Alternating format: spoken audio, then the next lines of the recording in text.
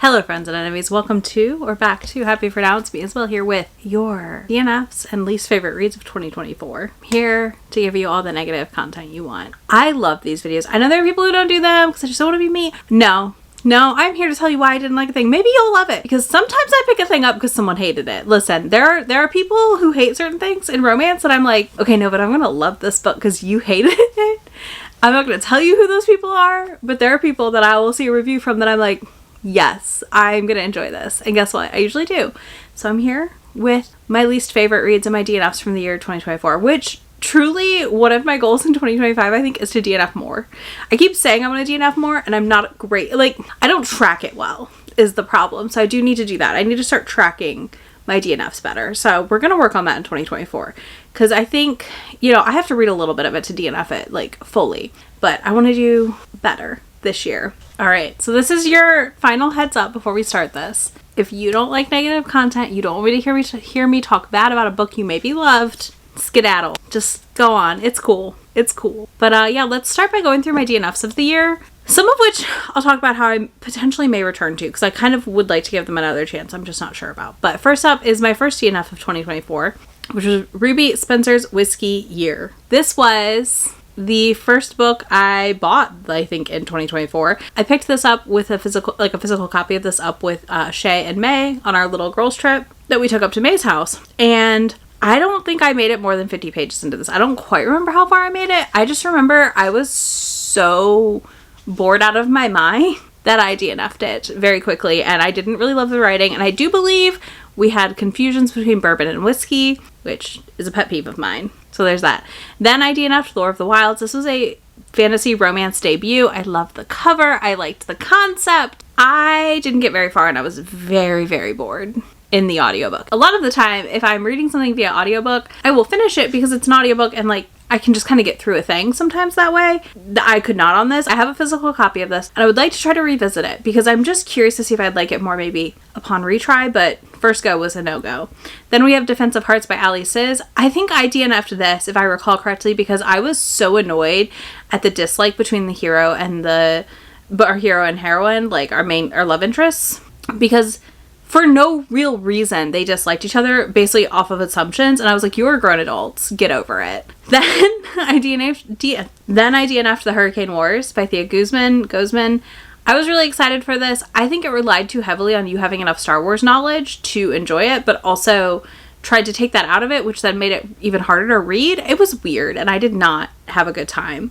So I DNF'd that.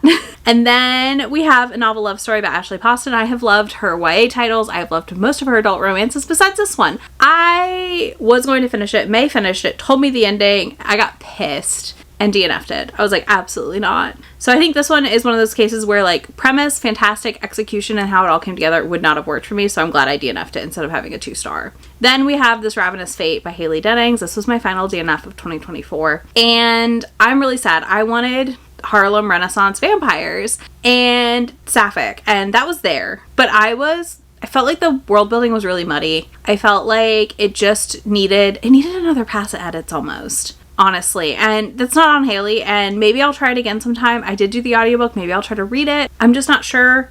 Overall, I just was really sad because I was very, very excited for it. Now, let's talk about my worst reads of 2024 in no particular order.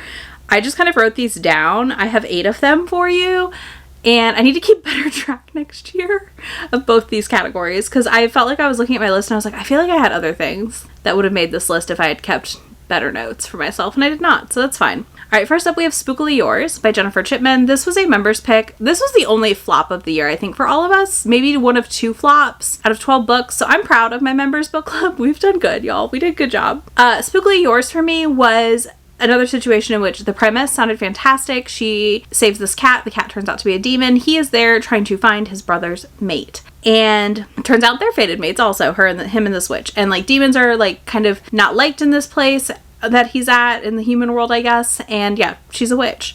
And it's their relationship. It was so disjointed. The cover screams YA. It's an adult title. I don't love that element. The insides also at times felt like we were lacking in plot development and other things like that. I don't know. I wanted something really cute and fun, and that's not what I got. I don't know if I would try this author again or not. I would need some other people to tell me how book 2 or other books by her are before I would pick one up. Then we have I Accidentally Summoned a Demon Boyfriend by Jessica Cage. I'm so sad about this one. I was very excited. This is right up my alley. I love these kinds of books, but the fat phobia in the first chapter really threw me for a loop, and I spent the rest of the book on edge waiting for more. And that's not a fun feeling. I don't enjoy that. I wish I had DNF'd this book, and I did not. I finished it because I wanted to see it through. I wanted to know. And yeah, I should have done that.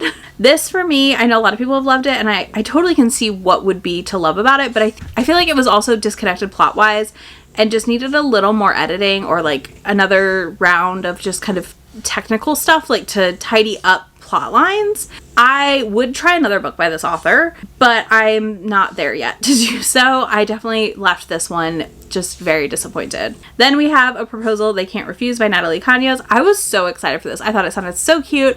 It's her trying to take over her family restaurant. He's trying to run his family's whiskey business. And it just sounded like really interesting and really engaging. And then I fell asleep in the last like 25%. I can't tell you fully what happened because I fell asleep and I was like, I don't even care enough. We're just gonna mark this as read because I'd read most of it. And yeah, it was boring. I may try the second book because I am intrigued about it. I'm just not sure like fully if the second book is any better or not, and if this was just kind of like first book woes. But yeah, this is definitely like not on like the bottom of the list if I had ranked these, but I didn't rank these because I didn't want to. Next we have Haunted Ever After by Jen DeLuca, an author I've enjoyed previously, and this novel, this new series, it felt like such a setup to a whole new series, a whole new place, and that's fine. But I also just barely felt any chemistry between our leads, and that is disappointing. Like, that is so disappointing to feel zero chemistry on page for these two to fall in love and have a good time. The mystery element I did enjoy, and I thought that was interesting and engaging, but the rest of it, I was just bored at the end of the day. Next we have Wet Hot Allosaurus Summer. I could have put more of my bonkers reads on here maybe, but I felt like that was cheating because like that's kind of the point. But Wet Hot Allosaurus Summer, I was excited for. Like, I truly was excited for it, right?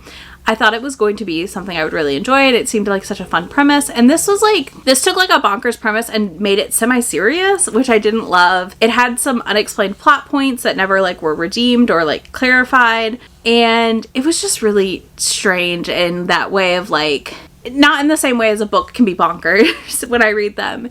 Like, it felt like a bonkers book that was trying to be taken seriously, and I don't love that always. Then we have Jessa Wilder. This is 3 books. I read her whole Rule Breaker series, and I don't know why. I didn't love book 1. I do believe this one is like brother's best friend. I think the brother dies or something, and there's a lot of guilt around that. And then book 2 is someone else, and then book 3 is this like wedding for one of the couples, and they're setting up this polyamorous group, like the 3 of them together as a throuple. All of these were just so aggressively okay. I don't know why I kept reading them. I don't know why I kept reading them. They were aggressively okay, and I still read all 3 of them this year. There were so many better hockey romances for me to read, so again, I just don't know what I was thinking. Okay, I miscounted. I have 7. And then we have An Education in Malice by S.D. Gibson. This is an author I have enjoyed. A Dowry of Blood by them. That is my favorite book by them. I need to read Evocation still, but I read An Education in Malice, which is a Camilla retelling, sapphic, and again, another one where I felt like I don't feel like we balanced character and plot and retelling well in this one, so it just kind of existed in this space, which is disappointing, honestly, and never a fun time, in my opinion, but it is what it is, right? Like, it's what happens sometimes, and that's okay. But yeah, I just definitely felt bored by this one and not as enthralled as I should have been.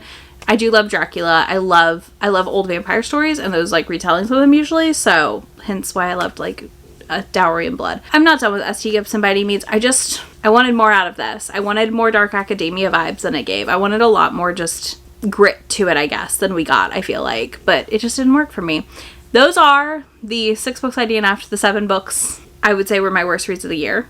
You want to tell me down below. Tell me about your worst reads of the year. Don't worry, I will be back literally in my next video with my favorites of 2024. So like you are getting some positive content also.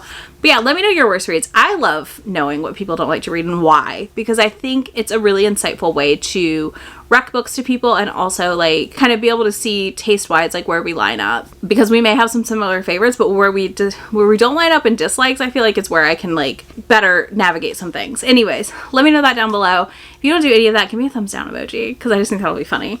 Comments, I'll have links to all of these if for some reason one of these reviews piqued your interest. And if you don't do any of that, there'll be links to my friend or join my memberships down below, and I will talk to y'all in just a few days. Bye. Already packing, come with me. I'm not really asking. We'll get away to a place where we don't know. About to see the world in action, what we can be. Life with no distractions. We'll